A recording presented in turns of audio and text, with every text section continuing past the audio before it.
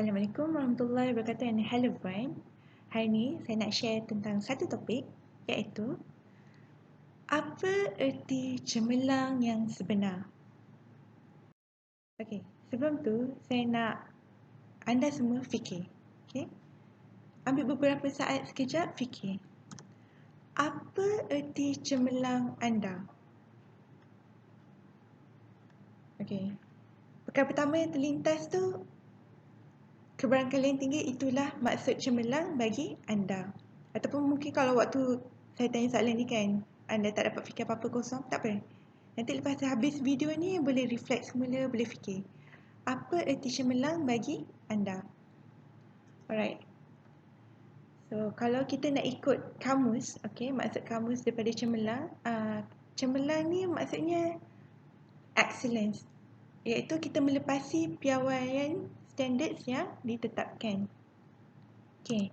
Bila kita cakap tentang piawaian ataupun standard, siapa yang menentukan standard ni? Okay. Contohnya, kalau kat sekolah, untuk akademik mestilah kita punya Kementerian Pendidikan ataupun sekolah, okay, yang menetapkan okay, kita kena dapat 100%, A+, A1, merit ataupun distinction, okay, yang tu adalah yang dikira cemerlang. Ataupun mungkin daripada kalau di sekolah sukan, lain pula dia punya piawaian, dia punya standard cemerlang dia. Mungkin dia kena lari dalam masa berapa minit ke. Dia ada piawaian yang berbeza.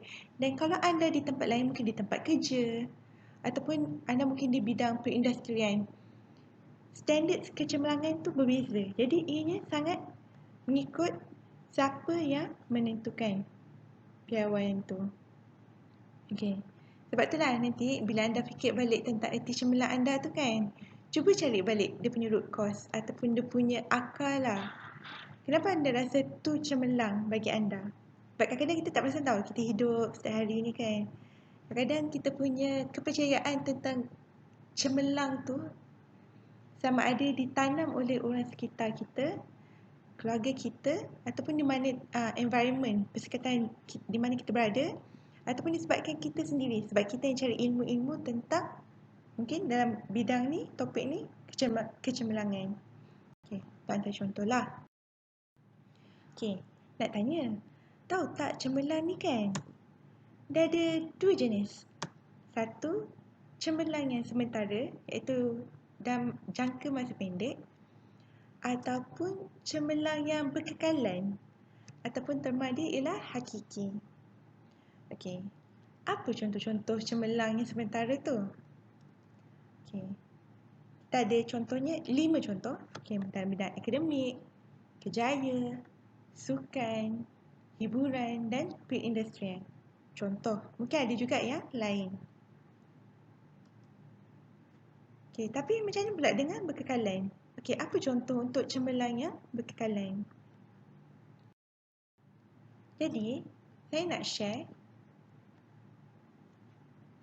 satu ayat yang menunjukkan tentang kecemerlangan kemuncak. Apakah puncak kecemerlangan ataupun kita panggil dalam bahasa English, apakah itu peak of excellence? Alright, ni daripada ayat Al-Quran. Okay. Allah Subhanahu wa Ta'ala berfirman, tiap-tiap jiwa akan merasai mati dan sesungguhnya pada hari kiamat akan disempurnakan pahalamu.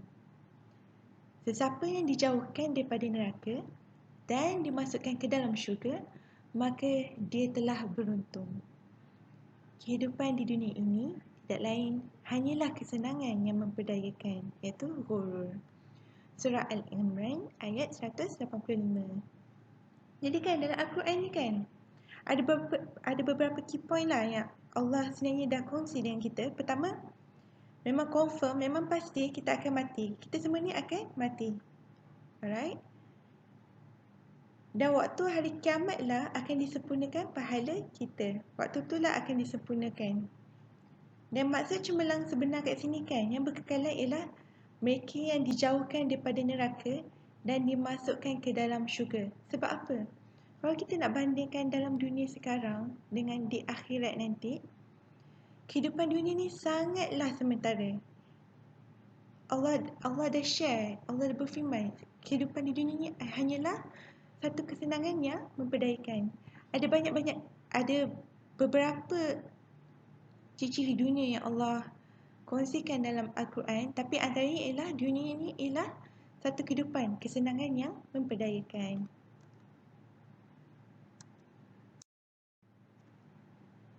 Okey, jadi kita nak cakap lah tentang kecemerlangan hakiki kan. Jadi bila kita dah tahu tentang ayat Quran tadi, kita tahulah kecemerlangan hakiki itu ialah dengan masuk syurga. Dan sebab syurga tu milik Allah, jadi kita kenalah ikut piawaian yang ditetapkan oleh Allah, standard yang Allah dah tetapkan, iaitu berdasarkan Al-Quran dan Sunnah. Dan ingat tak tadi waktu sebelum tadi saya share tentang kecemerlangan yang sementara, contohnya dari segi akademik kejaya, sukan, industri ataupun bisnes. Boleh je kalau kita nak cemerlang di dunia itu juga, cemerlang yang sementara. Tapi ianya hanya bermakna ataupun bagus bila ianya menjadi alat bagi kita mencapai kecemerlangan di akhirat. Sebab akhirat ni dia selama-lamanya.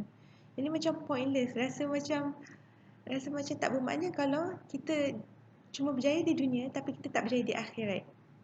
Tapi kalau kita nak berjaya di akhirat, kita nak cemerlang dan berjaya di akhirat, kita begin with the end this in mind, kita fikir sangat jauh, insya-Allah kita akan dapat dua-dua. Cemerlang dan berjaya di dunia dan juga di akhirat.